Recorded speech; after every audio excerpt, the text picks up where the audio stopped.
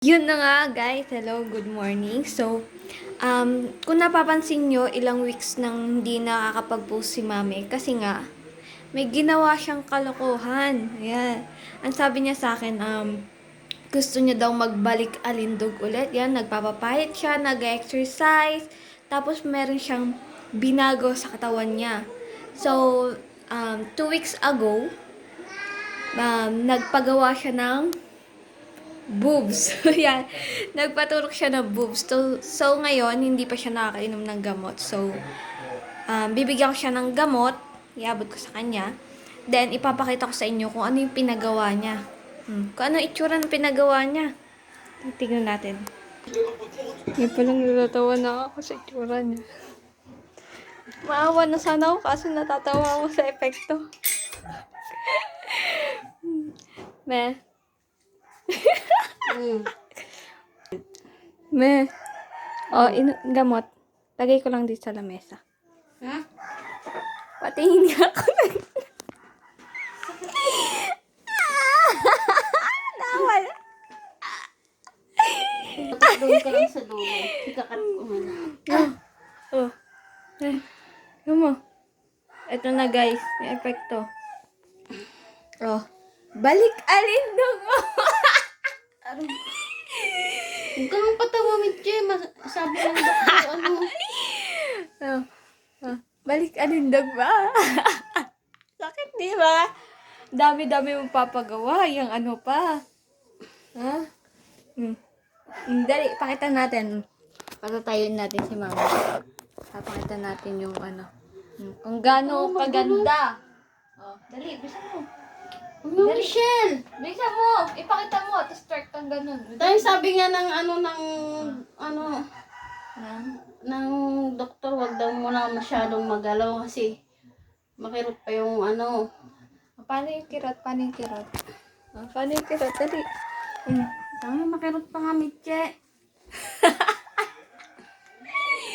Ito ka rin sana magpagawa niyan eh. Sumuk, di ka pa pwede, bata ka pa. Wait lang. Ngayon pa lang nakikita ko pa lang. Parang ayoko na. Tangi, aampat pa yan kasi nga mas magapa siya. Oo. Hindi siya sabi ng doktor. Ano pa siya yung medyo hindi naman ganyang kalaki siya. Aampat pa siyang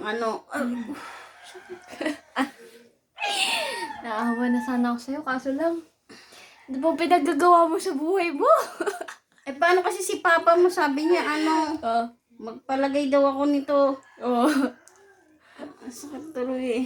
So, si Papa pa talaga sinisip mo ah. Eh alam mo si papa mo mahilig sa malaking suso.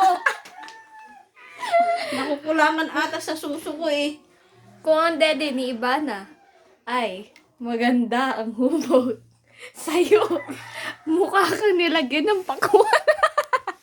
Patawa, Michelle, masakit eh. Bumatas ka na nga dun muna. Apa, epekto ng Ivana mo. Ang epekto kay Mame. Isang linggo lang daw yung nito, yung kirot, tapos babalik na raw sa dati. Ay, tatlong yung iniinom kong gamot. Wala na nga. Try mo ate, ganun. Masakit nga eh, gaganon-ganon ko pa. Try mo lang.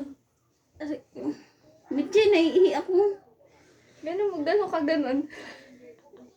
Pinipigil ko na nga yung ihi ko dahil masakit eh pag kumikilos ako. Ay, pakita natin.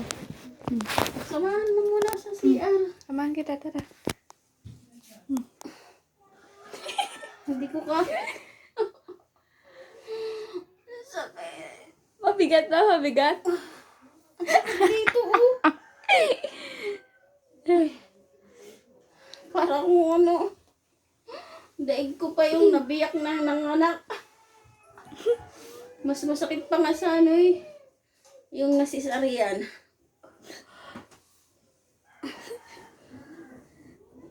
Maawa na sana ako kaso natatawa talaga ako. Di ka mapigilan. Masakit. Masukit. Masukit. Huwag kang patawa, Mitche. Samahan mo muna sa CR. Ha? mamaya na lang. Samahan kita? Bahala ka dyan. Ha? May sinasabi ka? Lumapit ka rito. Oh. Masakit eh. Oh, kasalanan ko? Tingnan niyo, laki pa naman eh. Oh. Tingnan niyo yung sugat. Ang sakit.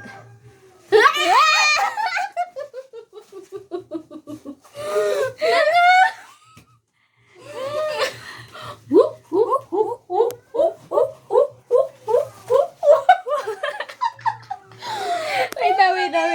Paano ulit? Paano?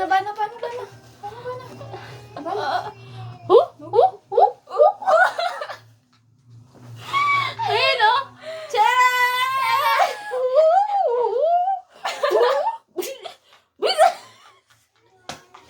Oh, di ba? Tingnan niyo ah. Spaghetti pa.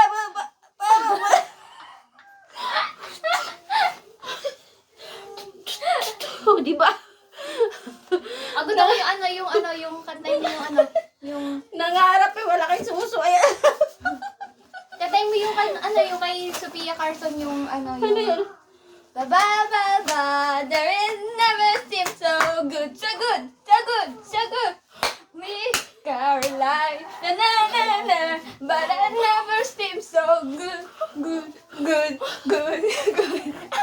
Dali, pag ginanong ko, gagawin ka. Dali, gusto mo. 1, 2, 3, tug. Hindi ganyan, yung dali mo yun. Kaya pag gagawin. 1, 2, 3, but I never seem so good.